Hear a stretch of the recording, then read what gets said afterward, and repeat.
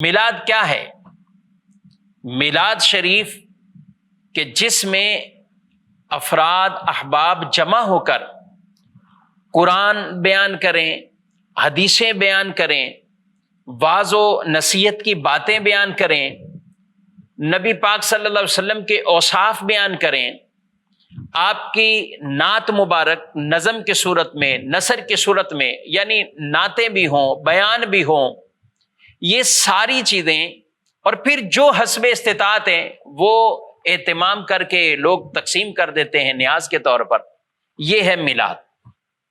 اب ذرا غور کریں اس میلاد کے ایک ایک جز پر کہ میلاد میں تلاوت ہے، تو کیا قرآن کی تلاوت اس کے لیے اب الگ سے کوئی دلائل چاہیے، یا وہی جو قرآن پڑھنے کی فضیلتیں ہیں وہ کافی ہیں؟ قرآن کی تلاوت کے جو احکامات ہیں وہ کافی ہیں کہ جب قرآن پاک کی تلاوت ہوتی ہے اللہ کی رحمتیں برستی ہیں، قرآن پاک میں مختلف انداز سے تلاوت کرنے والوں کے فضائل کو بیان کیا گیا۔ دوسرے نمبر پر آئیں تو نعت رسول، رسول اللہ صلی اللہ علیہ وسلم کے اوصاف مبارک یہ نعت کی صورت میں بیان کیے جاتے، تو کیا اوصاف مبارکہ یہ قرآن نے نہیں بیان کیے؟ بالکل کیے۔ لقد جاءکم رسول من انفسکم عزیز علیہ ما عنتم حریص علیکم بالمؤمنین رؤوف الرحیم، کہ بے شک تمہارے پاس تمہیں میں سے ایسے رسول آئے کہ وہ رسول کیا ہے؟ تمہارا مشقت میں پڑھنا جن پر گراں گزرتا ہے، تمہارا مشقت پہ پڑھنا جن پر گراں گزرتا ہے، حریص علیکم، اور وہ تمہاری بھلائی چاہنے والے ہیں۔